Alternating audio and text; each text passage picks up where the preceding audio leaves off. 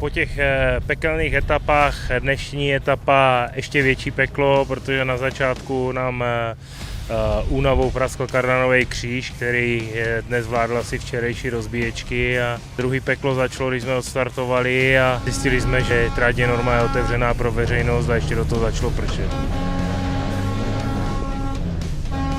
Ale je to dobrý, jsme v cíli a jsme tady, auto je celý, stojíme v Parferme, nediskvalifikovali nás, takže za nás super. Neuvěřitelná zase zkušenost a závěrečná etapa, která už vypadala, že prostě bude jednoduchá, kde bude 100 km úsek, tak jsme zůstali na startu, takže co k tomu říct, no tak na jednu stranu zklamání, z toho ten výsledek mohl být daleko lepší, nebejt těch problémů. Zase na druhou stranu jsme v cíli, je to 11. místo pravděpodobně asi teď, takže jsme zdraví, to je hlavní.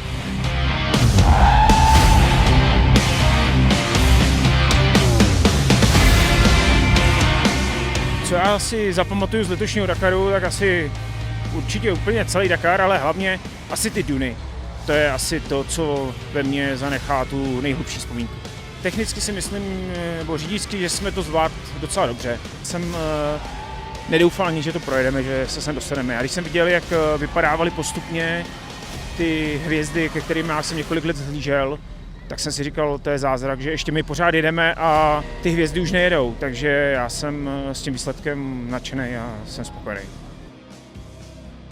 Tak je cíl, paráda, byla to moje premiéra. Já jsem teda strašně rád, že jsme dojeli. Projeli jsme to do posledního kilometru, paráda. Úkol jste splnili, ty vole. Tak obecně za to já nemám žádný důvody ke stížnostem, protože splnil jsem dva hlavní úkoly. Dovést to tady s tou posádkou do konce, no a ten druhý osobní úkol byl, abych to vydržel, abych jim to jaksi svým věkem nepokazil, což se mi taky podařilo, protože se cítím úplně skvěle. 40. ročník je za námi, uteklo to rychle. V podstatě pro nás to byl 5. ročník na Rally Dakar. Když se na to dneska objektivně podívám, tak Martin Šoltis absolutně skvělý výkon. A opravdu překvapil nejenom sebe, ale všechny kolem, protože když jsme viděli ty etapy, které pro nás pořadatel připravil, tak málo kdo z nás věřil, že to Pepika jedna s 2 nováčkama zvládnou.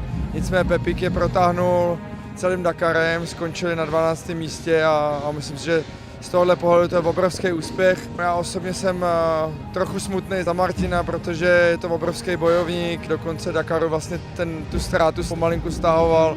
Už se zdálo, že by mohl zasáhnout i do první 5 a najednou dneska v poslední etapě, která měla být jenom jakoby dojížděcí, tak neodstartoval a je z toho nakonec 11. místo, takže mě to osobně mrzí trochu za něj, na druhou stranu obrovská radost, že vlastně po tom extrému, který tady byl, vlastně máme obě 2 auta v cíli, když se podívám na to startovní pole, tak spoustu favoritů tohle štěstí nemělo, takže z tohle je obrovská radost a další motivace do dalšího závodu, takže víme, co zlepšovat a jedeme dál.